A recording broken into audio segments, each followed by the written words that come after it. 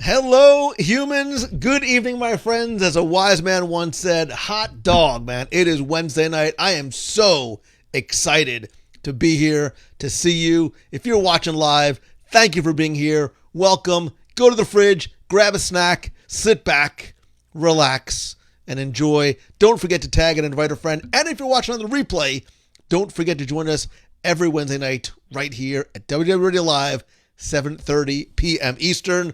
Again, thank you so much for being here. I'm super excited. Got a lot to cover tonight. We've got Top 5 Live, Music of Magic Kingdom, our Disney Plus Pick of the Week, and discussion of last week's so very interesting selection.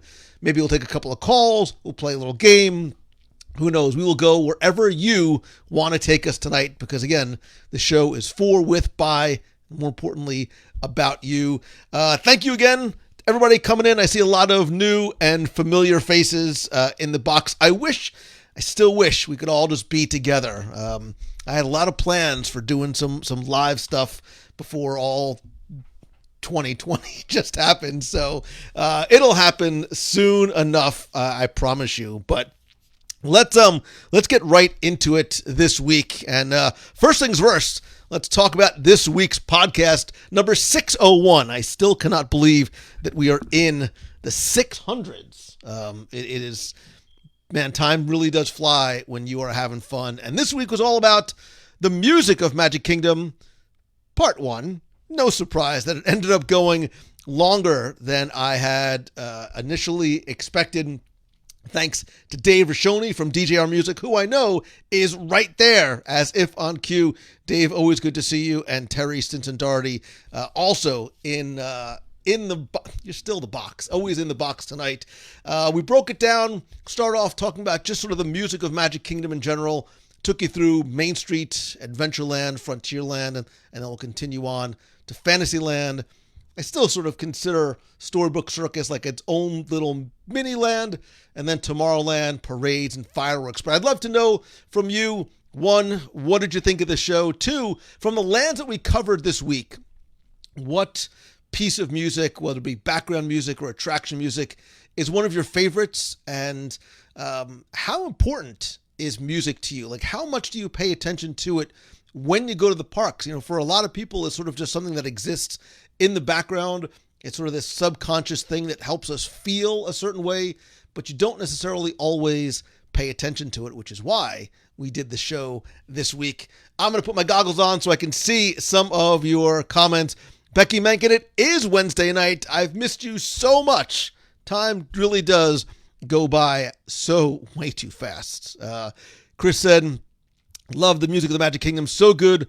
All about the feels. Sean is going to do it for his cross-country drive tomorrow. Drive safe. David Shoney says, I couldn't shut up. That's the whole point, man. That's why, that's the beauty of podcast. Jim says 601 flew. Isaac says, can't wait till you tackle the music of Epcot. That is going to be the show to do. Lonnie Ballesteros, I know you're a music man, my friend. Glad you enjoyed it as well. Beatrice Ennis says, so good to see Dave and Terry Stinson, or hear Dave and Terry Stinson Doherty.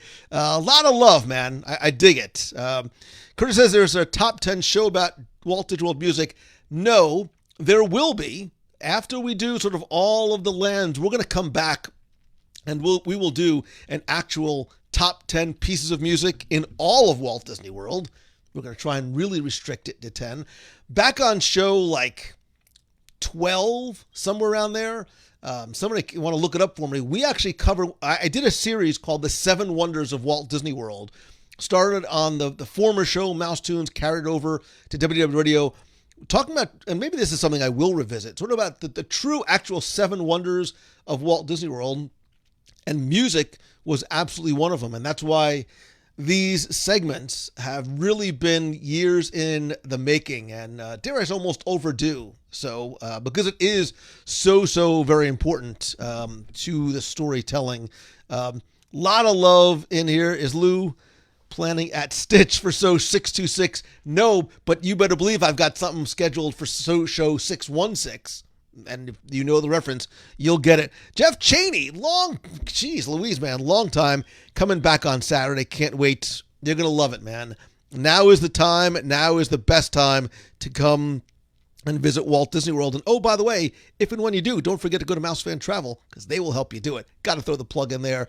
Carol Blinka, greetings from the Jersey. Carol, gosh, it's been so long. I'd love to catch up with you one day, hear how things are doing. Jeff Pra says, greetings from, Plainfield, Illinois. I thought you were Plainfield, New Jersey. I grew up in Plainfield, New Jersey, so I got excited there for a second. Matthew Woolley, great episode. Finished on the way back to work this morning. Kept singing every time you played the music in the background.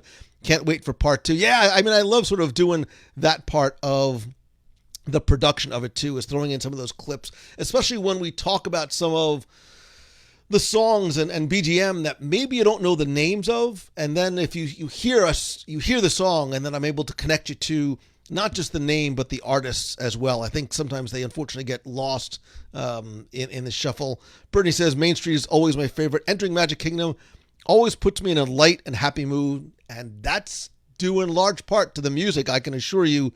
Tim Brown says, music is everything. I wish I could live my life with the Disney soundtrack. I think you probably could. Zach Brown from the Zach Brown Show, by the way, says, such a fun episode. As a musician, the show spoke my specific brand Disney language. Let me see. Jeff Cheney says, my favorite music in the background is Adventureland. In case you noticed, every land I went to was like, I really love the background music here. I love the background music, except maybe I don't know if I said it in Storybook Circus. That might be the only one that I left out, but I love them all for different reasons. And Vanessa Finley says, I love the music of Disneyland. Play it in our house all the time. Makes us feel like we're in the parks when we can't be there. Vanessa, I have a feeling that you are absolutely not alone. And thankfully, you know, as streaming services and like things like Spotify, they're godsends, right? Because it used to be you had to, way back when I was a kid, a lot of the music you couldn't find. Some of it was available on some of like the Four Parks One World CD, but most of the background music you really couldn't find.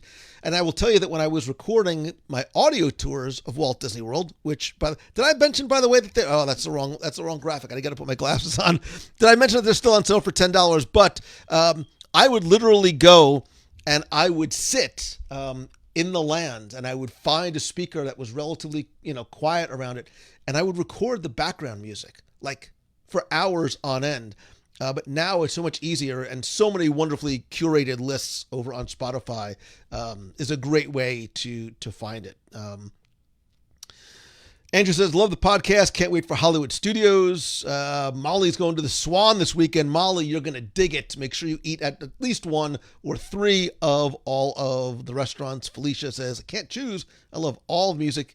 Can you provide the smells to go along with the music? Janet, I think I said on show 600, the top 10 smells of Walt Disney World was one I wasn't sure people would like. It still seems to resonate. Now that the smells have changed and some have actually, new ones have come in, maybe we do have to revisit the smells of Walt Disney World at some idea.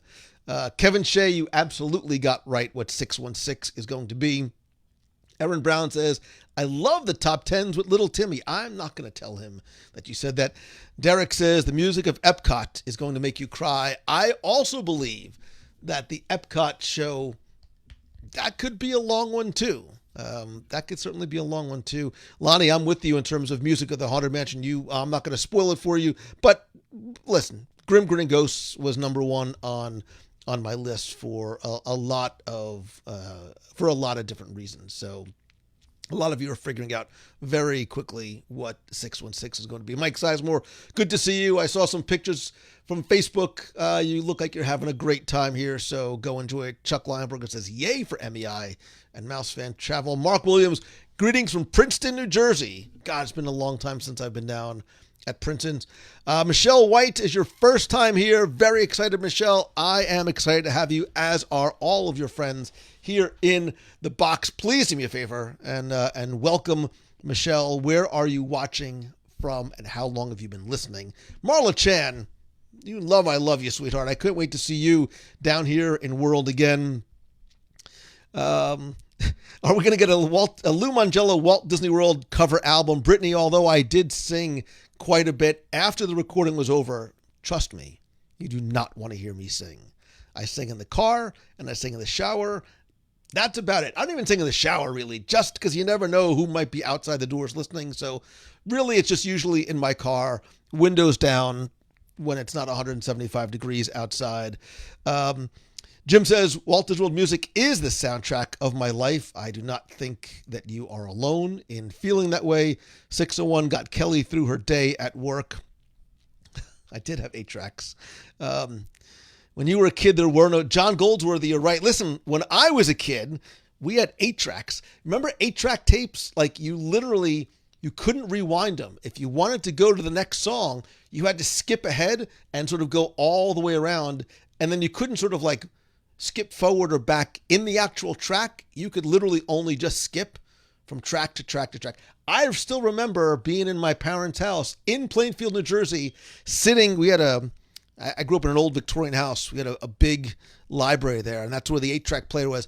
I still remember sitting there listening to Elvis Presley live from Hawaii, and having to sort of keep circling back to the ones that I wanted to hear. I don't know what made me think of that. Ryan Donahoe, good to see you as well, my friend. When are you going to Galaxy's Edge to get all of the new lightsabers, the legacy sabers that have just been released?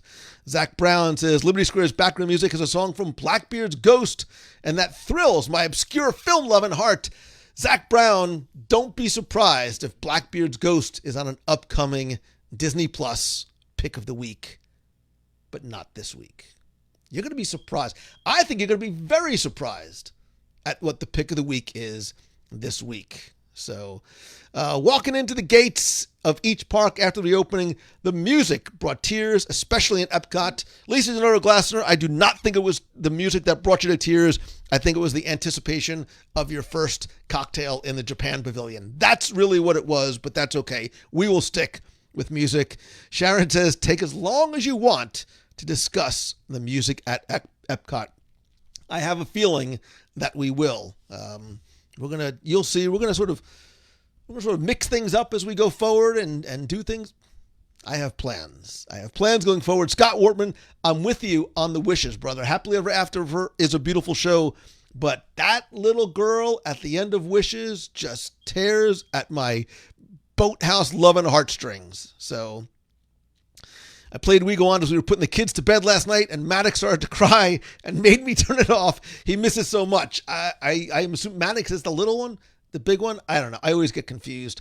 Old Interventions is my ultimate Walt Disney World jam. There's some sweet music in Interventions. Listen, anytime that you can incorporate Yanni into the music of Interventions and The Fountain, you know it's got to be good, because that just screams 1982, 1983.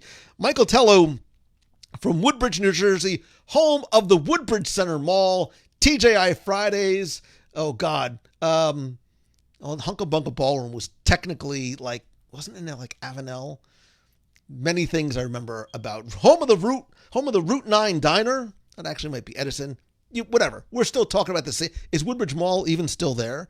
Dan says Grim Grinning Ghost is the best song ever.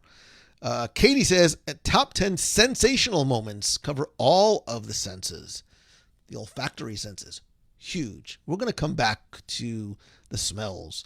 There's a 10-hour loop of Future World on YouTube that I listen to all the time. It is zen for me. Yeah, again, there's if you hit Spotify, I mean, look, in the past, you used to have to, it was very, very difficult to find some of the tracks. There were some illegal torrent sites where you could go and really find a lot, especially of some of the older stuff. I think a lot of that stuff is out and about now, whether it be on Spotify, whether it be on YouTube.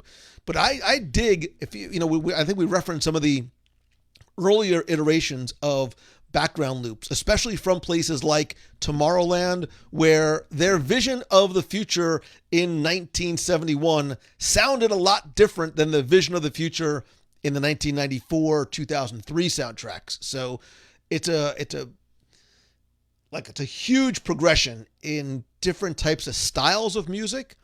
And it's unique to Tomorrowland because that land had always been sort of evolving in terms of the story, the time frame it was supposed to be. I mean, Adventureland hasn't changed. Main Street has added, oh my God, how did I not even mention there's an arrangement of the Michael Giacchino song from Up that is sort of in that turn of the century style on Main Street, which is beautiful. I need to go back and re-edit the show because I need to put that comment in there.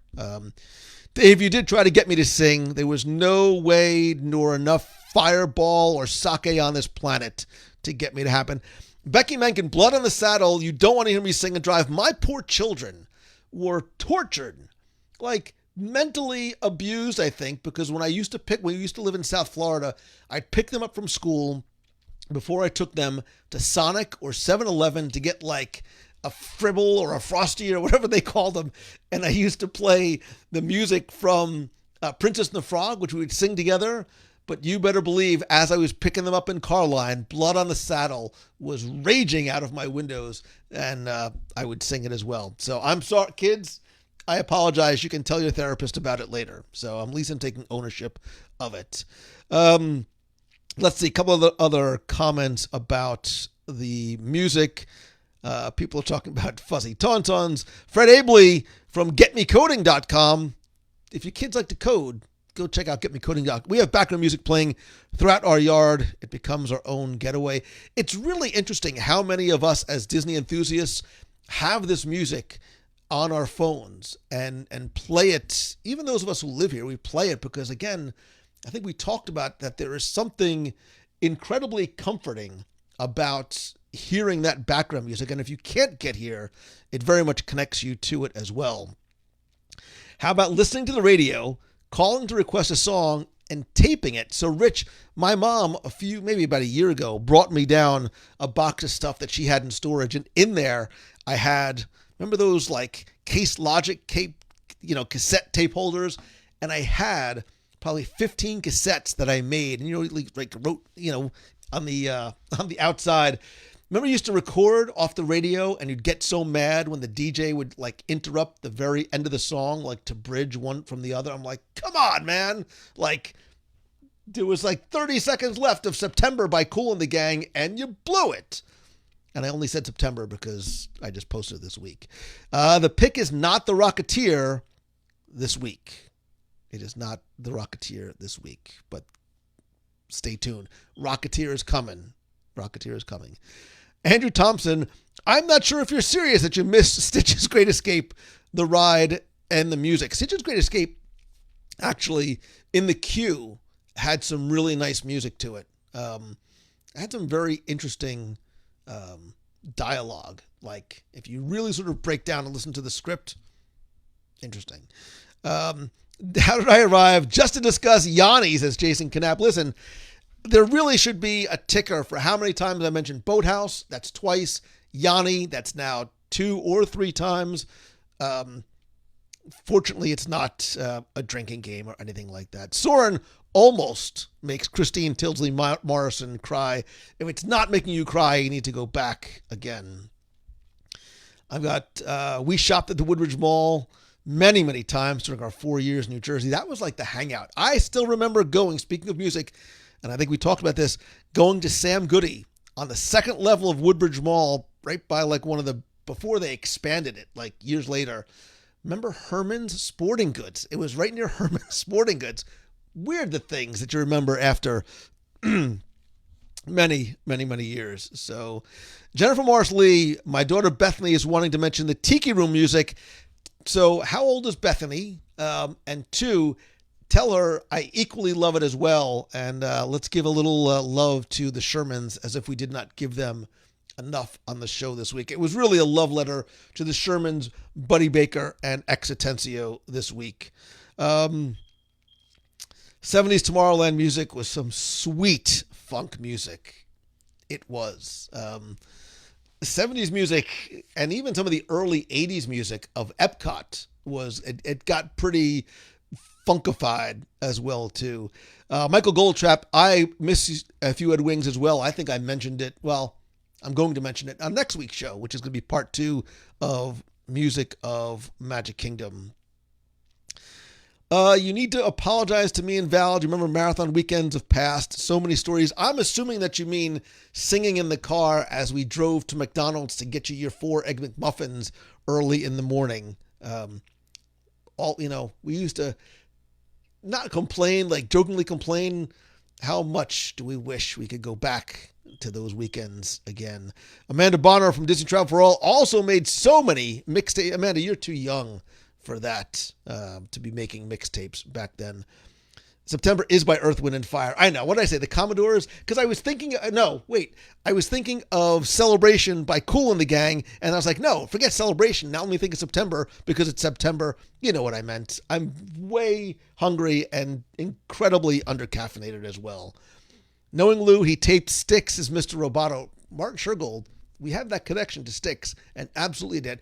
I had a 12-inch, when I used to DJ, I had this amazing 12-inch remix of Mr. Roboto that was like some European remix.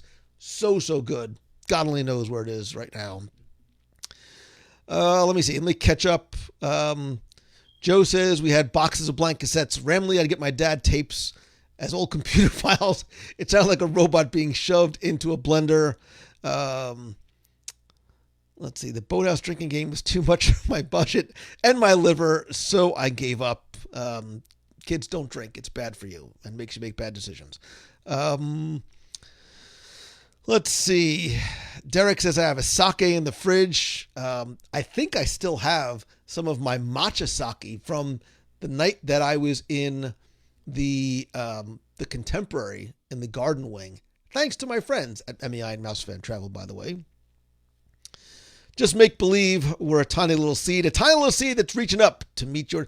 Epcot's going to be a lot of fun. Epcot is going to be a lot of fun. We're going to, I think we're going to need a bigger boat for Epcot. And I have ideas. So those of you in the nation, stay tuned. That's all I'm going to say.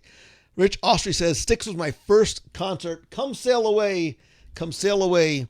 Come sail away with me. I never saw them in concert. The only band I really wish I would. Was never a big concert goer, but the one that I wish I really did see would have been the Police. I saw Madonna like 7 times. Girlfriends, what can I tell you? I also loved seeing Barry Manilow twice. Whitney Houston at the Garden State Art Center on the Garden State Parkway, exit 117, 116, somewhere around there. The Epcot show might just be 8 hours. So let me ask you this. It wasn't until Jeff Curdy, probably about 5 years ago, the very first time I had to take a single episode and I broke it down into 2. Do you prefer the single show that could potentially be 2.5 to 3 hours? Or do you like when I break them up into, segmented shows, part 1, part 2, like we did with the music this week? Because I'm afraid that people see a 3-hour show and they're like, "Ay, Mangello, like I can't listen to you for that long." But if you sort of break it down, it makes it a little bit more consumable. Again, you can't eat the whole elephant, right? So you break it down a little bit. I think sometimes the breaking it down makes it a little bit easier. Segmented. I knew I was going to get this kind of. One person says yes, 3 hours. The other one says segmented. I like the long shows. Becky says 2 shows. That's because if Becky's on it, she wants to make sure she gets like double, long shows, long shows, smaller. Yeah, there's really no reason to ask the question because you don't really know what people are going to say one way or the other. So, and Jason Knapp, I am not knocking Barry Manilow. I loved Barry Manilow at the Copacabana, the hottest part north of Havana. Here at the Copa, you'll fall in love. His name was Tony. Never mind. I'm almost getting to the point where it gets somewhat melodic, and I swear there's only green tea in my Darth Vader Tervis tonight. So, Peach is an hour into the show. She got 38 minutes left. It's good to break it up when I can finish. Carrie loves the longer shows. Keep me occupied while I'm getting my antenna for the TV. Talk about OG getting the antenna. Amanda says, I was named after a Barry Manilow song. I guess there's a song. Oh, yeah. Amanda. Okay. There you go. Sam Goody. Who remembers Sam Goody? Whether it be at Woodbridge Center Mall or Carol Orange. She was a showgirl. And while she's tried to be a star, Tony danced. And then the punches flew. Chairs were smashed in 2. There was blood in a single gunshot. But just who shot who at the Copa? Forget it. I got to get off this topic. The Music of Magic Kingdom. We're done. Again, check out show. Wow, I got really, really close to starting to sing. Now I'm going to start singing, Mandy. You came and you gave without taking, but you sent me away, oh Mandy. Oh, God, memories of Barry Manilow as a kid. Wow, really, really old. All right, so there you go. So that's show 601. Show 602 will be out on Sunday or Monday. And listen, if you dig the show, the best thing that you can do is tell a friend or an enemy. I don't even care. Tell somebody. Find a way. If you can, when we're done with the show tonight, grab a link to that episode or Apple Podcast or whatever it is and share it out on your page, your Twitter, the Pinterest, the MySpace, the Friendster, wherever, CompuServe, Prodigy, your bulletin board system, wherever you live and lurk. See if you can invite somebody new to be part of the WDW Radio family and, of course, the brand new WDW Radio Clubhouse. So there you go. I got to stop looking. I have to stop looking at the lyrics because, right, who knew the secret singing button was going to be Barry Manilow? So Sam Goodies, yeah, lots of, if Lou sang Manilow, it would be a miracle. So, yeah. Oh, John Denver and Neil Diamond, the 70s, Karen St. Pierre. Don't get me started on Neil, because if we do Neil Diamond, it's going to become a sing-along. I'm going to put out a DVD like Disney, sing-along songs with Lou Mangello, AOL or Netscape. Listen, I still remember, Martin, going to the computer store, like the little rinky-dink computer store by my house, and having to buy, like, Mozilla like you had to buy an internet browser. It actually, and then it was like internet in a box, and it just came like in a brown wrapper, and it was a single disk that had the Mozilla browser, and then it was Netscape Navigator, and then, sort of went on from there. I'm showing my age once again. Stop it with the so good. So listen, stop it. You need to save all the singing and dancing for the next time we get on a cruise, because you better believe when we hit our Marvel Day at Sea, I'm not going to do karaoke, but we're going to go to some of the adult nighttime entertainment, and we are going to celebrate being back on board the ship. I'm going to, for 80s music night and 70s music nights, I will be there. We will sing and dance together, because I just cannot wait to, I just cannot wait to get back.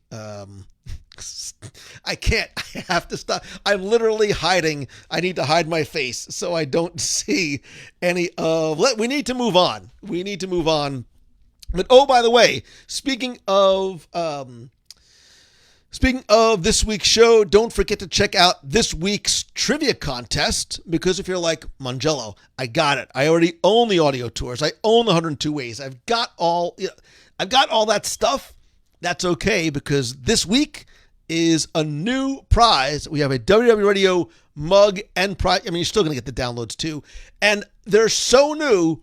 How new are they? They're so new, I don't even have one to show you, because the shipment of mugs should be here soon. Postal Service, who knows? And they should be here by Monday. So I will have one to show you next week. And if you dig the trivia there, don't forget to also check out the Daily Disney Trivia, which is not quite daily-ish. Life is getting in the way lately. Don't worry. So it hasn't been daily, but I'm still sharing trivia on my Instagram posts and on my Instagram stories as well. A very, very, very small percentage of you got today's correct, which I dig, not because you didn't get it right, but because hopefully you learned something along the way. If you haven't checked it out, I'm not going to spoil it, but do you know the names of the two islands in the Jungle Cruise? There are actually two islands, and if you look on the Google Maps, you can see them there as well. There are two islands in the Jungle Cruise. They actually have names. I gave you a multiple choice question to make it easy for you, but go and check out today's Daily Disney Trivia over on the Instagrams. So that's it. Oh, by the way, speaking of, before I forget, and Becky's going to yell at me, I think, Becky, correct me if I'm wrong, we now have one room left for our Adventures by Disney in March of 2021. If you are interested, hop on it fast. Go to www.com/Italy2021 or ask Becky questions. She can help you out here in the chat. Jeff C says, I always learn something from Lou. Jeff C from Manly Pinterest tips and all the other amazing things that you do. We learn a lot of things together. What I also learned, Jeff, is 1, I miss you, brother. 2, Nobu, like, when can we do this again? And I'm not going to break into song, by the way. Who would have thought? Who would have thought? That was one of the best meals I've ever had. Not just because of the food and the location, but certainly because of the company as well. So, and please don't start telling me Gilligan's Island, because I'll sing Gilligan's Island too. It's the most obscure question ever. Isaac, it's the entire reason why I'm giving it to you. If I gave you softballs all the time, it wouldn't be challenging. I want you to hopefully come away saying, you know what? Following Lou's stuff, it was worth the value exchange of my time, which is my most valuable commodity, because I learned that the names of the islands are, and I'm not going to tell you because I want you to go and check it out. So there you go. Jason Rucker, good to see you too. I can't find the trivia link on the Instagram. It is actually in my Instagram stories. So if you go to Instagram, click on my profile, click on my fat face up there in the corner, it'll take you to my stories, and you can sort of swipe forward or back. You can also go on the stories to, I'll try and show you very quickly. If you go to the stories, you will also see the links to some of the, you can see the highlights here, and you'll find all the past trivia stories in the highlights as well. So, is there a song about food we can all sing? We could sing Veggie, Veggie, Fruit, Fruit from Kitchen Cabaret and Epcot, but I'm sure we will get to that when we talk about the music of Epcot coming very, very soon. Yeah, it was incredible. Cheeseburger in Paradise. Oh my God, I need somebody to pick me up. If only I had friends who lived close by who could pick me up after the show and we all go to BurgerFi for a really good CEO burger. As if I'm not fat enough, and I forget I even said that. It's a good idea. It's a bad idea. So, all right, let's move on. We have talked all about the music from this week. It's time to go from the music that we hear in the parks to what we see on our screen. Oh, wait, wrong graphic. Wait, this one first. To the Disney Plus pick of the week. And man, this is going to be fun because I had Tony Caggiano. I would probably cancel, but that's beside the point.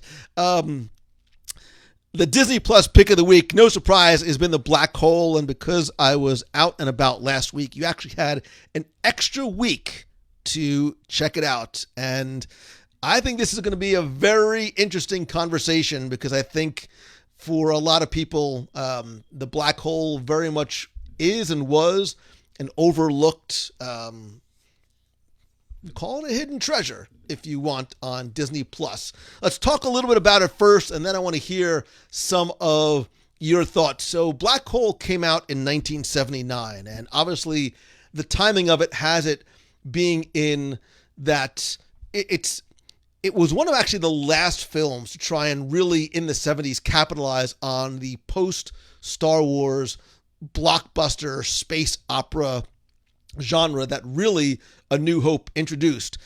It was actually a landmark film for Disney. Why? Anyone? Bueller? Because it was Disney's first PG rated movie, and that's something that Disney was doing like deliberately from day one. This was actually something that director Gary Nelson, and if you remember Ron Miller, who was a chairman at Disney, he chose not to make it be a Touchstone film. He wanted it to be a Disney film because he wanted to sort of get away from this idea of Disney only producing sort of stereotypical movies for families and young kids. They wanted to sort of be a little bit more on the cutting edge, not just with the Touchstone brand, but more importantly with the Disney name itself associated with it. So, Gary Nelson was like, look, this is the first time you're going to hear the words like damn and hell ever in a Disney movie. And even for him, this was sort of a stretch. He was sort of stretching his creative Condor Man-like wings because he had only done things like Freaky Friday. Speaking of Gilligan's Island, he directed a lot of TV series. Gilligan's Island, F Troop, Get Smart, all of which I loved. F Troop, not so much. And it's the film was actually really interesting. I've obviously been a sci-fi fan since I was a little kid. Whether it has wars or Trek, if it has the word star in it, chances are I loved it. And it actually came out at the same time, I think within 2 or 3 weeks of the original Star Trek, the motion picture. Anybody remember Persis Kambata and V'ger? Probably not. It wasn't great, but it was Star Trek on the big screen. And if you watch sort of the two of them in parallel, there's a lot that they sort of mirror each other. They were almost their own interpretive styles of what we saw in Stanley Kubrick's 2001: A Space Odyssey in terms of this majesty and grandeur of space. It was very sort of balletic and meditative in ways, but they also, especially Star Trek and Black Hole at the end, we'll get there, talked about a lot of very heavy kind of philosophical concepts. Again, getting away from creating movies for kids. Both Star Trek and Black Hole, forget obviously 2001: A Space Odyssey, talking about existence and consciousness, and especially some of the religious overtones of Black Hole at the end. It doesn't matter because neither one of them did very well at the box office, like at all. They were relatively at the time higher end special effects, which, today might seem somewhat laughable, but at the time they were somewhat cutting edge, very, very surreal in their imagery. And if you've watched Black Hole, look, you're not going to find Star Trek the Motion Picture on Disney Plus, but go and check it out. It's probably like a 13-cent rental somewhere, and it's worth viewing, especially after you've watched Black Hole, and then go and watch 2001: A Space Odyssey. But one of the things that I love, again, as somebody who grew up in the 70s, all right, I was born in 68, so you can do the math. It starred a lot of A-list celebrities from that time. So Robert Forster, was a very popular actor. We'll talk about Dr. Reinhardt, Anthony Perkins of Psycho fame, Ernest Borgnine, the journalist. I loved Ernest Borgnine. Ernest Borgnine in The Poseidon Adventure, which I've seen 167 times, and it keeps getting funnier every time I see it, puts on a remarkable performance. But does anybody know what the original name of the black hole was supposed to be? You will win. I would give you a mug, but I don't have any to give it. Does anybody know what it was supposed to be originally? Don't Google. Don't do the Googles. It was originally supposed to be known as Space Station 1. The script was slightly different. Once the director came on board, that was changed a little bit. It was going to be Space Station 1. Then it was really going to be called Space Probe 1. They had a lot of pre-publicity merchandise ready to go with Space Probe 1, and then eventually they redid the script again, which makes me think, what did it look like before that? And right, McHale's Navy, I forgot about that. And so eventually they settled on Black Hole, but the casting actually was really, there's some really interesting stories about the casting. So for Reinhardt, right, and we'll talk about sort of the parallels of him and Captain Nemo. Originally, it was going to be Maximilian Schell, right? And they weren't, and the Maximilian Schell was like, no, I think you should get Jason Robards to do it. So they were never really sort of set in terms of who Reinhardt was going to be. And actually, Kate McRae, who was the female scientist on the Palomino, she was not the first actress chosen. Who do you think Disney originally looked at to play the role of Kate McRae? It will shock you. I promise you. Exactly. There's a delay, so I can't wait.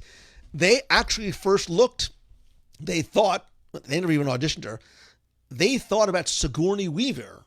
Before she was in Aliens, they thought about Sigourney Weaver, and literally the head of the casting department said, oh my God, with a name, nobody with a name like Sigourney Weaver, literally, she didn't get to read for the role because of her name. And so they went to an actress by the name of Jennifer O'Neill, who starred in movies like The Summer of 42, and she had very, very long, luxurious hair, right? And they had to convince her that after doing some test shots, that for the scenes, there's a lot of sort of floaty scenes on this is people floating, by the way, a lot of floaty scenes on the Palomino, that the long hair just wouldn't cut it. So they had to convince her to cut her hair. So literally they got her in a room and were like, would you like a glass of wine? While we're talking about this, would you like another one? And as they were continuing to give her glasses of wine, they were like, let's just cut off 1 more inch and see how it looks. And 1 more inch, until however many bottles later, they got it to the length that she wanted. So Jennifer O'Neill was going to be, she was going to play that part. And then she got into a car accident a week later and was stuck in the hospital, and she couldn't fulfill the role with her brand new short hair that she didn't like, that she cut just for the role. That's how they ended up finding Yvette Mimieux the following day to play Kate McRae. You will also, we talked about furthering Disney ties and connections and 20,000 Leagues Under the Sea. I think Black Hole is a visually stunning film, especially because of the background scenes. They were all done by Peter Ellenshaw, who really, I think, made some very bold choices. And remember, think about what spaceships look like. Spaceship. Not from the Lego movie, but what spaceships looks like in those late 70s movies. Forget even earlier on in terms of what control panels.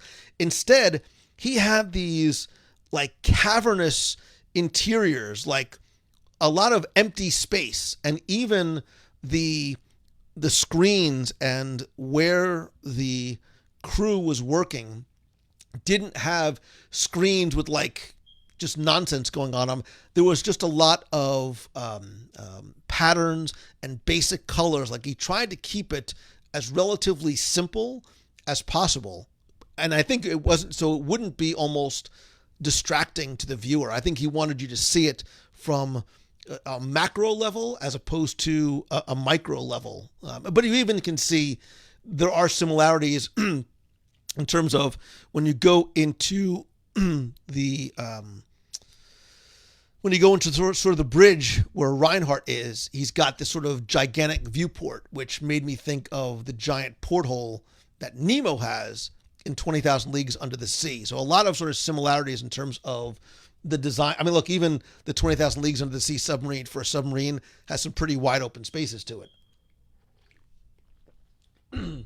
But, well, and I think too, they both were unique in that one was not a typical, ocean voyage kind of thing. This was not a typical space opera. Like they were sort of gothic, borderline horror films. All right.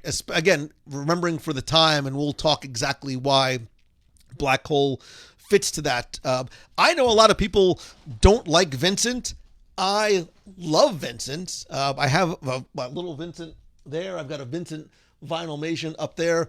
I loved Vincent, who was voiced uncredited by Roddy McDowall.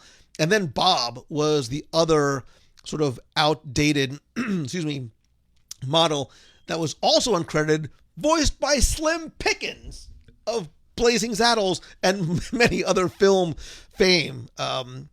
Vincent was very interesting. Like, I liked him. I thought he was lovable. And then as I watched it again, I'm like, he is somewhat condescending, sometimes even a little bit mean, but I still think he's funny. I think there was like an edginess to his sense of humor, which again, very, very much not like what you would have found in a typical Disney film.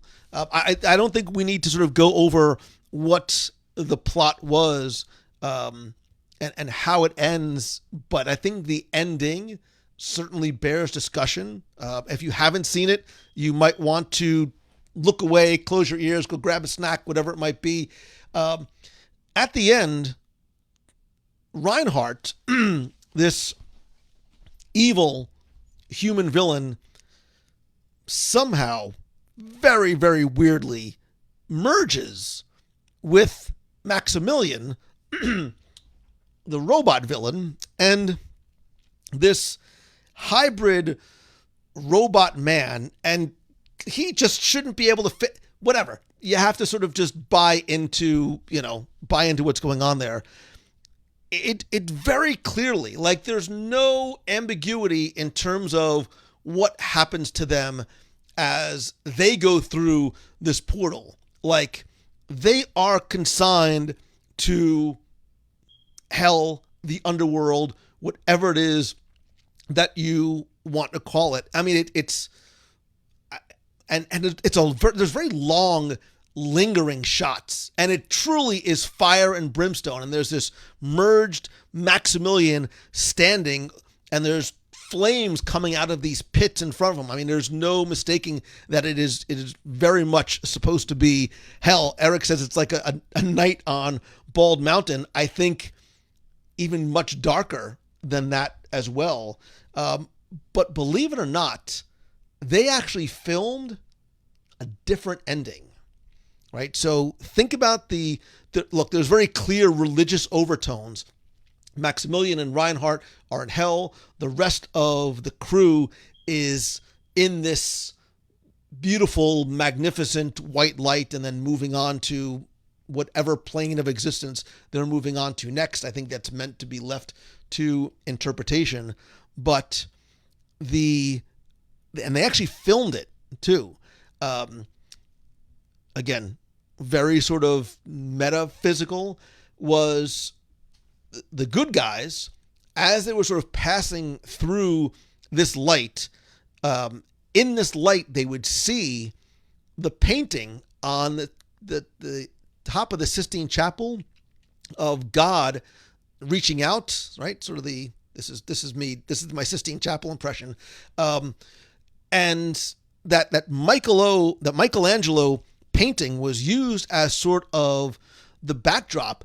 And believe it or not, Disney got permission from the Vatican to go in and film there. So what they showed, well, not that it was ever seen on screen, but what they filmed was the actual, like, the dome of the Sistine Chapel. And then Ellen Shaw actually went to Rome, and he incorporated his matte paintings with that into the finale. And the director was like, we were pretty much done. Like, this film was going to go in the can and getting ready to go out to distributors. But it was Ron Miller who said, look, you know what?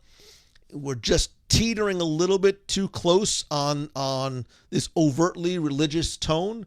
And so they ended up cutting it and then just sort of leaving the comparative part of where the good guys end up versus where Maximilian man ends up. The time that they're giving at the end is sort of off balance because so much of that was cut. Again, final act of 2001 Space Odyssey, final act of Black Hole, very sort of strange in the way that they ended. I don't know if it was intentional, if it's just whatever they were doing there in the 70s, but you can see a lot of similarities in that. Amanda, I agree. It's amazing that they do. And Michael Goldtrap, right. So they do mention Dante's Inferno in the film, and there's actually a lot of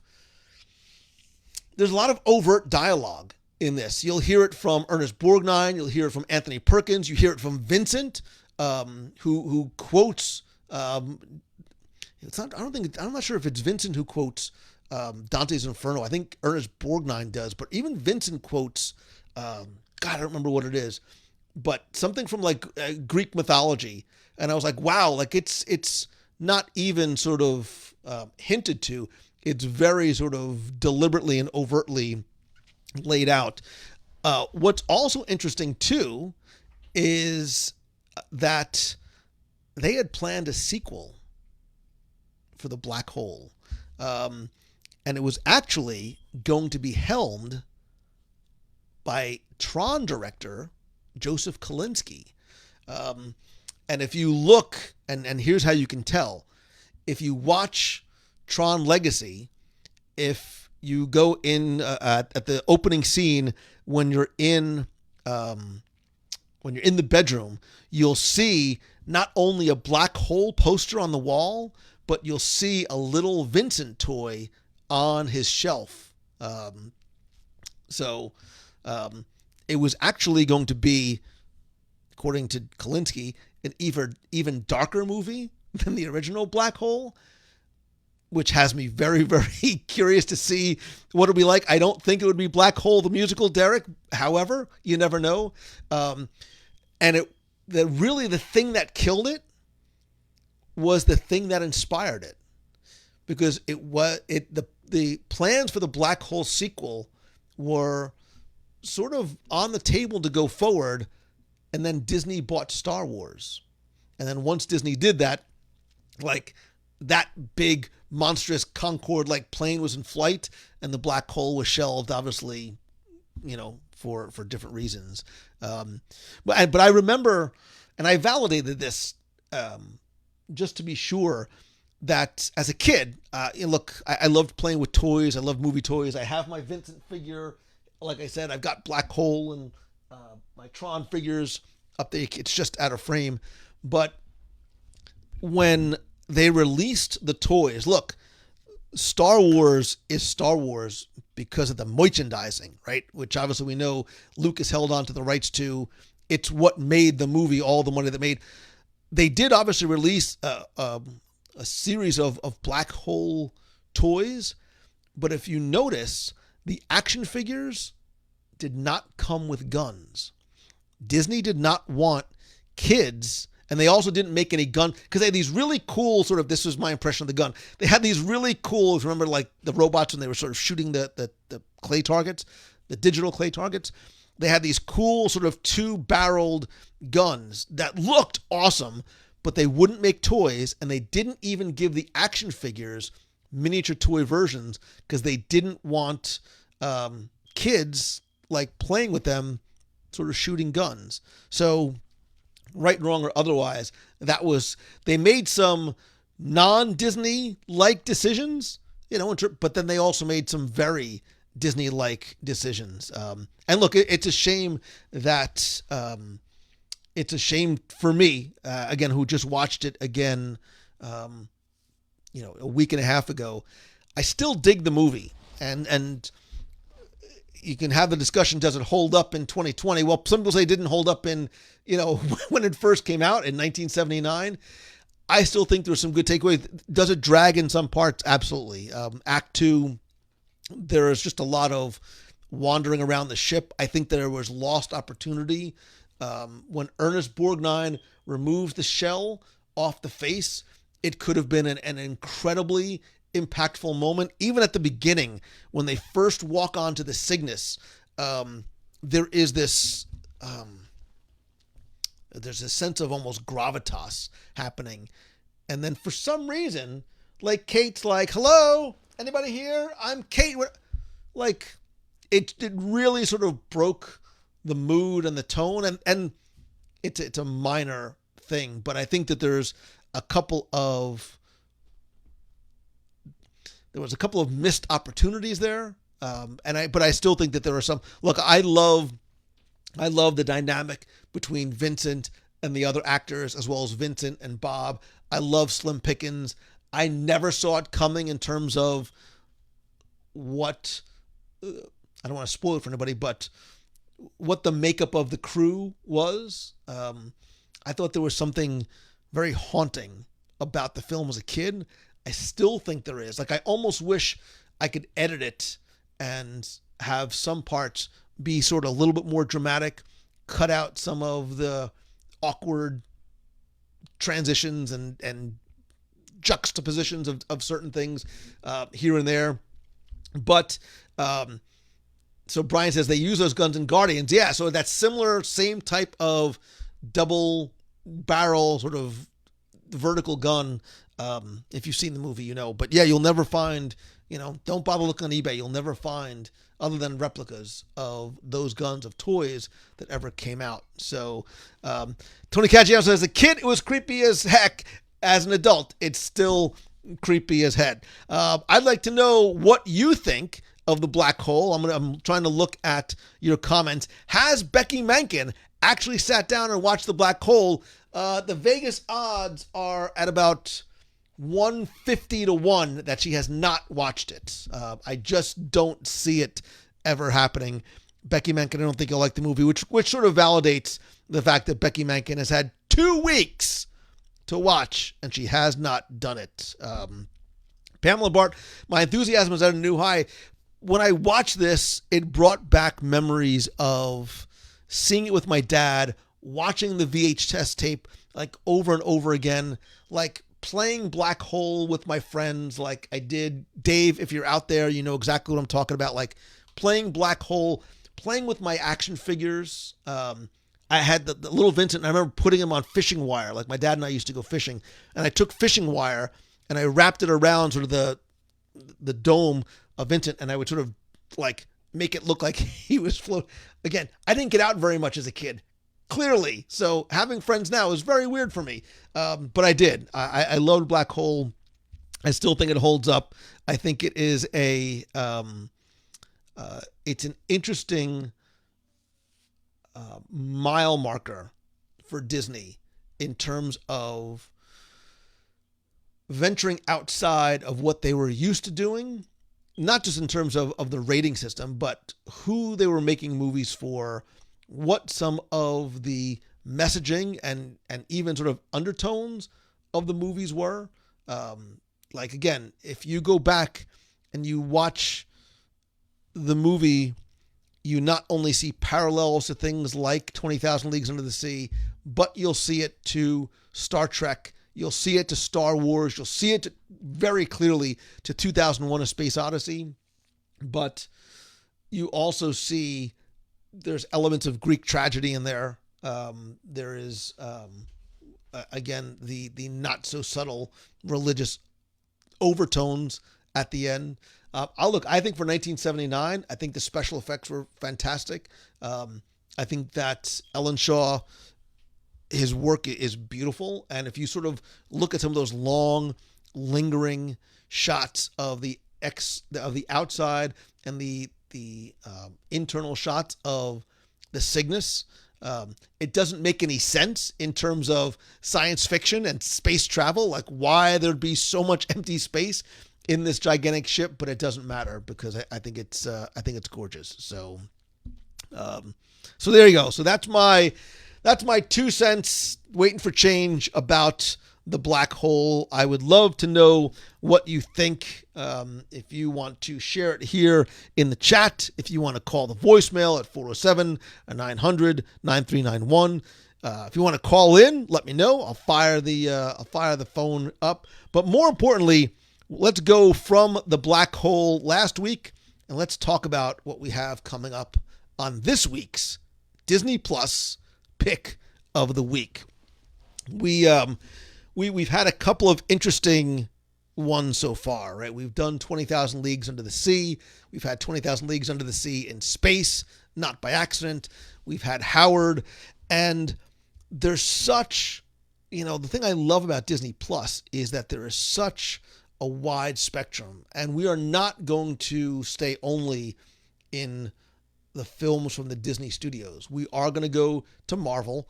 I almost did Black Panther this week. We are going to look at some of the Nat Geo stuff because I think there's some really, really beautiful stuff there. Obviously some Pixar, some shorts, some other documentaries as well. I didn't want to go. I figured because we did Howard and we did sort of a documentary and we've done the black hole, which is a little bit dark. I think we need to get a little fun, a little fancy free this week. We're going to lighten things up a lot from that. So Zach Brown, it is not going to be Black Cauldron. It is not going to be Tron. It is not going to be Thor. Becky Mankin, calm down. Family-friendly show here. Although we'll get to the God of Thunder later on. Karen fell asleep watching it. Come on. And Maureen Carey, the boy. I almost did The Boys this week, but I'm saving it for something. So Hero Dreams of Sushi, by the way, Jason Knapp, is not on Disney Plus, but is a really, really good documentary. And good Gandhi, I need to go back to Japan, like, fast. Yeah, it was going to be, I did think about doing Black Panther, but we're going to wait. Flight of the Navigator, Bedknobs and Brooms. Wow, a lot of Flight of the Navigator fans in there. Swiss Family Robinson.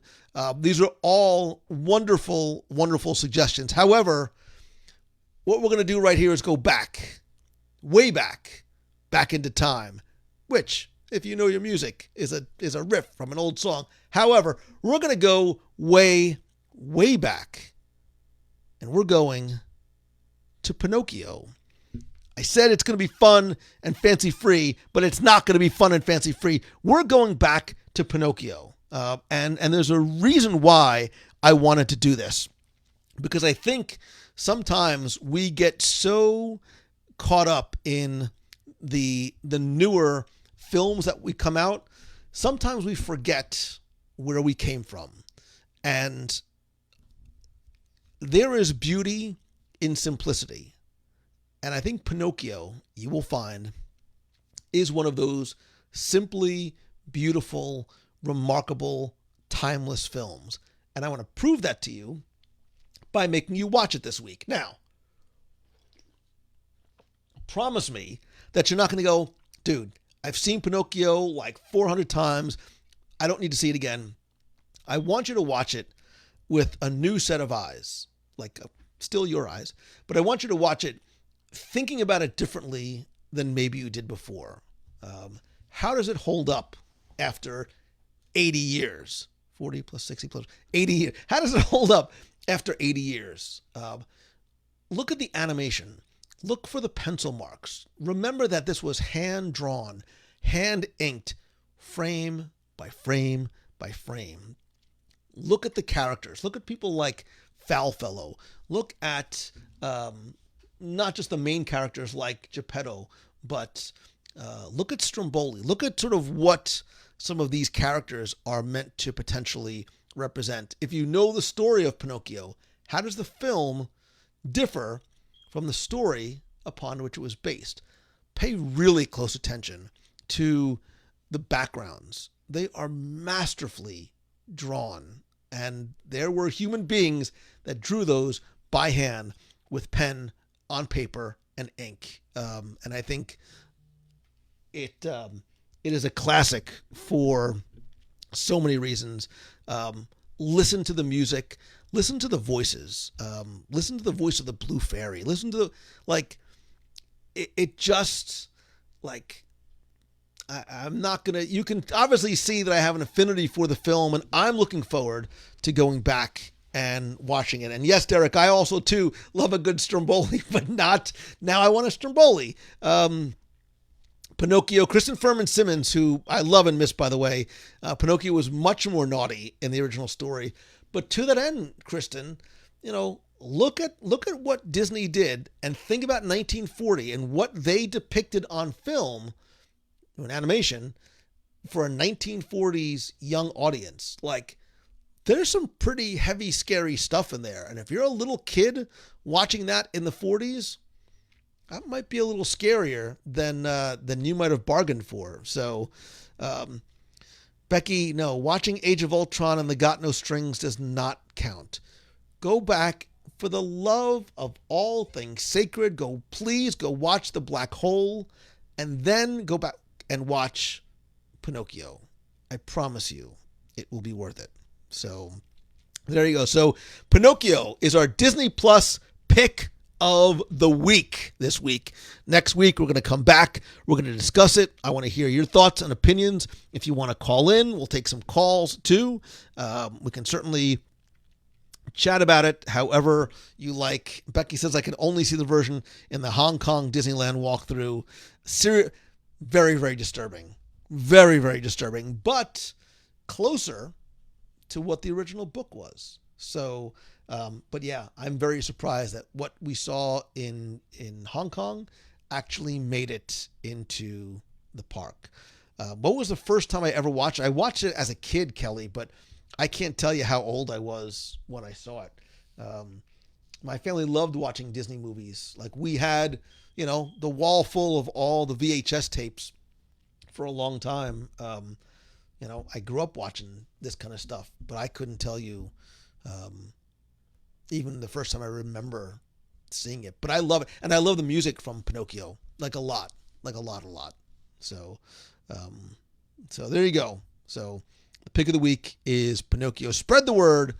I'll post this obviously in the group over on Facebook, so you can check it out as well. So it's we've had a couple of interesting ones. Howard, Black Hole, 20,000. And then if there's something you want to see going forward, post it in the group and let me know. We'll sort of keep a little running list. Maybe we'll do a little poll. Maybe we'll set up a poll and see what else you want to see at on upcoming. You had a wall, we had a drawer. Yeah, Chloe, the drawers get pretty heavy after a while, loading up all those VHS tapes and DVDs. We still have, actually, we have like this sort of Asian Bombay that has a 3 drawers just full of DVDs. I just don't want to get rid of them. Like, not just because I invested the money in them, but in case I can't find them somewhere else. And there's something about having that physical ownership in it. So Karen saw it at a drive-in. Kira, we will absolutely. Frank and Ollie is absolutely going to be on there. I thought about doing it again, but having just watched Howard, I want to sort of space out some of the similar documentaries, and certainly The Boys is required viewing without a doubt. Grease is not going to be. Thankfully, it's not on Disney Plus because we are not going to be watching Grease. I can promise you. Because I really won't be able to contain myself from singing. So, Caleb wants to put fun and fancy free. Kristen votes for Robin Hood, or even some of the Spin and Marty episodes. I have a running list of ones that I do want to see. But I think, look, that's the beauty of this, is there are hundreds and hundreds and hundreds of titles. We'll never run out of stuff to watch. So we will keep doing this as long as you want. Sharon, don't go start to do the Grease Lightning thing, because you know that ends up getting me singing in my head and then it comes out of my mouth, and then we don't want to do that. The Apple Dumpling Gang and the Apple Dumpling Gang rides again. So if you're going to watch, we sort of have to watch, the entire... Becky, stop it. I will... I'm not going to do it. Dumbo is a classic. It is, Jennifer, but Dumbo, it's a tearjerker. Dumbo's a little bit of a tearjerker. I have not seen the live action remake because I hear it's Waterworks Central, and I don't need anything else to make me cry. I'm a crier as it is. So I cry at Lost. So, but I'm not even going to... My daughter has a recent obsession with Robin Hood. Kate Wallace, Robin Hood is a great addition. Again, really, really good music there and beautiful in terms of some of the artwork as well. But we've done our look at the music of Walt Disney World. We've done our look at what's on Disney Plus, what we've watched, and what is next. But it is time for, I've been looking forward to this one tonight. It's time for Top 5 Live. It is our weekly conversation. You, me, them, everybody needs somebody to love. I love the Blues Brothers as well. We're going to talk about the best of the best of the best from Disney, Marvel, and Star Wars. And I thought a lot about it this week. We've had some interesting top 5 lives. We've places to sit back, relax, things we love about the Swan and Dolphin, extinct attractions, audio animatronic figures, stage shows, characters, pavilions, pools, snacks, ways to treat ourselves. But I was inspired this week. I was inspired not just by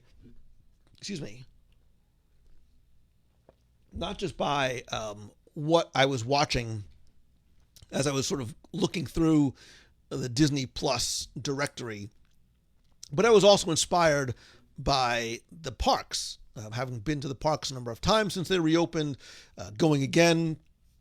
I was just there about, was it a week or so ago? I don't know, whenever it was. By the way, thanks everybody who watched my food and wine stuff and the videos.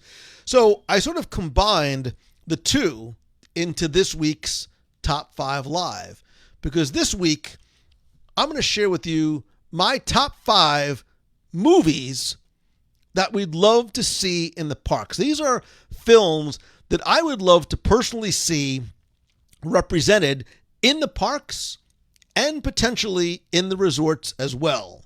Now, this is obviously not an exhaustive list. Top 5 can very easily become top 20, but I really did try and get it down to 5 movies that I love and movies that I thought would translate well into attractions, shows, restaurants, who knows, in the parks. And then, of course, I'm going to pose this question to you, and I want to hear your top 5 movies that you'd love to see and experience and have them represented in the parks. Ready? Here we go. Number 5 is Atlantis and you're like, what, Mangello? Atlantis, 90s Disney animation didn't do that great. It doesn't matter. I think Atlantis, The Lost Empire, is actually, I think well, I have the wrong graphic in here, but I think I think that Atlantis is not only a beautiful film, but I think the mythology of Atlantis lends itself to some great storytelling. There was discussion of having Atlantis, not necessarily the sequel, but Atlantis being the theme for a possible 20,000 Leagues Under the Sea refurbishment. And we talked about this on, it was like Lost Attractions of Magic Kingdom. I don't remember what the show title was, but we talked about plans for Atlantis potentially coming into the parks. I see a lot of people loving the film. Zach Brown digs it. It's funny, not enough recognition. Chuck Lionberger digs it. Wait, I saw somebody else. It's one of my favorite Disney movies for sure. Martin Shergold loves Atlantis. A lot of people digging Atlantis, so I'm happy that I'm not crazy, at least not yet. All right, let's move on from Atlantis to number 4, Wreck-It Ralph. And for one, I dig me some Wreck-It Ralph. And more importantly, I think Wreck-It Ralph lends itself to some really creative stuff that they could do in the parks. Again, from real retro video games to characters to immersive, interactive type of exhibits and ride-throughs, whether it be from the first attraction or the second attraction, like literally riding through the internet. I think you can do some pretty inventive and creative stuff with the visuals that it allows you to, especially from a digital perspective, recreating some ones from decades of video games past, as well imagining video games going forward. I think you could have a lot of fun with this because it's not just the video games, but it's the internet as well. And look, I loved some of the sequences in Ralph Breaks the Internet with some of the places that they went on the internet, the characters they interacted with, the Easter eggs that were in there are plentiful. And let's not even talk about how amazing the princess scene was. So Wreck-It Ralph is number 4 on my list. Moving down to number 3 of movies that I'd like to see represented in the Walt Disney World theme parks and/or resorts is WALL-E. This should come as no surprise to anybody that knows me and/or follows the show. WALL-E very easily could have been a number 1 for me. I think WALL-E is visually breathtaking. I love the music. I love the story. It is exceptional. I've said this time and time again. It is exceptional storytelling when you can do it and emote and pull emotions from your audience without saying a word. And that's what the first really almost 2 acts of WALL-E is. Again, imagine being on the Axiom. Imagine all the different things you could do traveling with WALL-E, trying to clean stuff up. You can certainly bring in the conservation and environmentality messaging here in an overt way, but not one that overshadows the attraction because it's so incredibly tied to it. There's massive, massive opportunity here. And think about the merchandising. Ay vey, the WALL-E stuff that I would buy. And yes, we've seen, and I've seen firsthand at D23 Expo, like there are multiple WALL-E walk around characters that for one reason or another did not make it into the parks. But man, oh man, you can do some beautiful stuff here. And you know what? You can have an attraction with not a single word of dialogue, which I think would be brilliant if they could do. WALL-E, a tough number 3 because I wanted to put it higher. But I couldn't because coming in at number 2 And I see a lot of people, a lot of love coming in for Wall-E. And yes, you better believe this is going to be on our Disney Plus What to Watch pick of the week very, very, very soon. Coming in at number 2 is what? National Treasure. Mangello, have you lost your mind? Could you imagine Nicolas Cage in the Walt Disney World theme parks? I don't mean as Ghost Rider. I mean, look, I think National Treasure creates ridiculous opportunity for a fun, family-friendly Indiana Jones-like adventure through this great nation of ours. More importantly, you have an opportunity for education, right? Think about how much you may have learned by watching the movie. Think about how much you learn by going through Frontierland or Liberty Square. You could do amazing things, taking people through the myths and the legends and the real world places and history throughout the United States. Think about, too, if you did something where, like Star Tours, you didn't know where you might go from one adventure to the next, the rewritability factor would be huge. And think of the visuals. Think of the room in Indiana Jones Adventure in Disneyland as you're traveling through on the Jeep, and there's that cavernous room with the skull and the snake and the fire. It would be awesome. And instead of Indiana Jones at the end, you've got Nicolas Cage. Like, come on, man. Nicolas Cage has been in, I think 718 movies, but I love I love National Treasure 2. And oh, by the way, they're coming out with a National Treasure 3. So you know what? I'm not so sure that this is outside the realm of possibility. You heard it here first. Wednesday, September 2nd, 2020. Don't be surprised if you actually do see a National Treasure attraction. Or what if there was some sort of wait, I just had an idea. What if instead of an attraction, you had this National Treasure interactive game? Think Sorcerers of the Magic Kingdom meets Agent P's World Showcase Adventure meets Kingdom Keepers meets all, and you can take people through Liberty Square and Frontierland and Adventureland and Main Street USA and have this sort of cool interactive type adventure thing, or some of the things like Becky we've seen that they've done overseas, like the Avengers walkthrough, like some of the other interactive type things. Imagine that on a National Treasure scale. National Treasure is coming to Walt Disney World. Mark my words. So there you go. National Treasure is at number 2. And I am not going to do a Nicolas Cage impression because I'm telling you, you don't want to hear it. Oh, plus you get the whole Freemason thing. The things that you can do. The things that you can do would be insane. Insane. Okay, so there you go. National Treasure comes in at number 2. What possibly, Lou Mangello, could you have saved for number 1?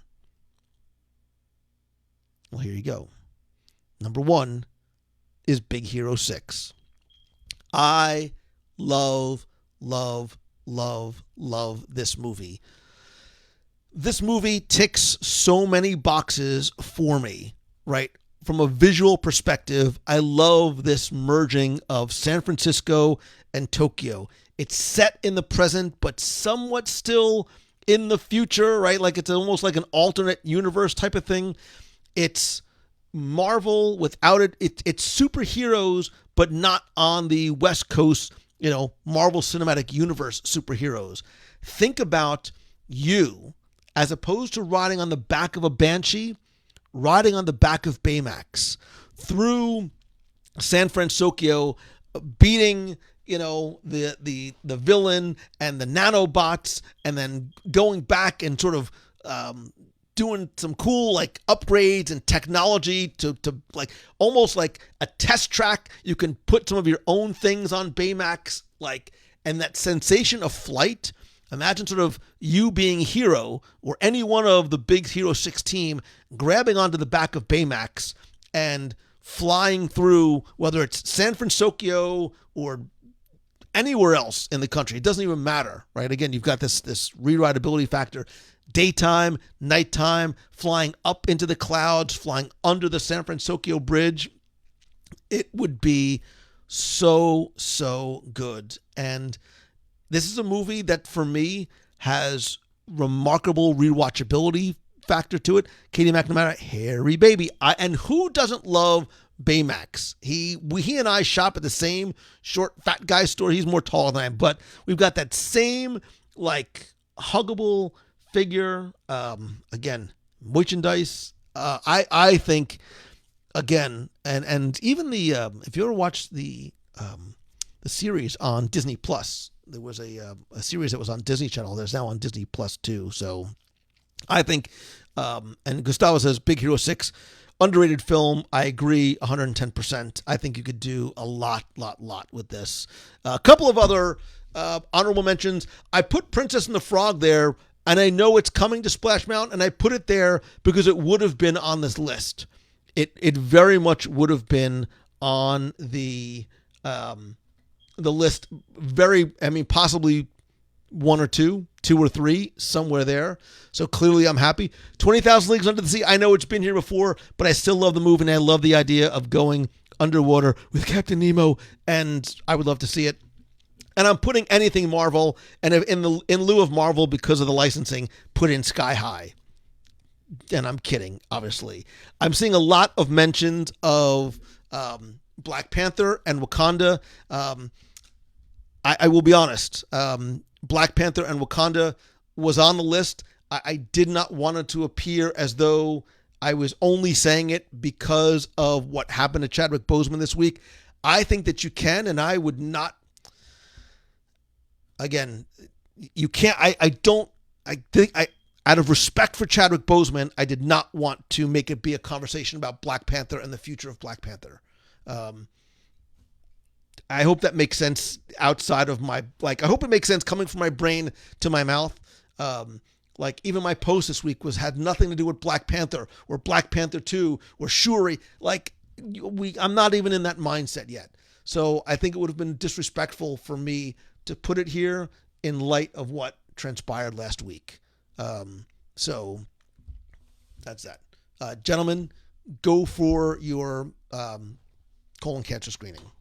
So there you go. So that's my list. I'm sticking with it for now. There are no wrong answers here. Here is my list of movies that I would love to see in the Disney parks, specifically in Walt Disney World. I will post this in the group over on Facebook. I would certainly love to hear what you think of my list, what you'd like to see on your list, what other movies you would love to see represented in the parks. I'm seeing Up has been mentioned a couple of times. Me personally, I think there's potentially some good visuals. I think the first 15 minutes of Up is wonderful.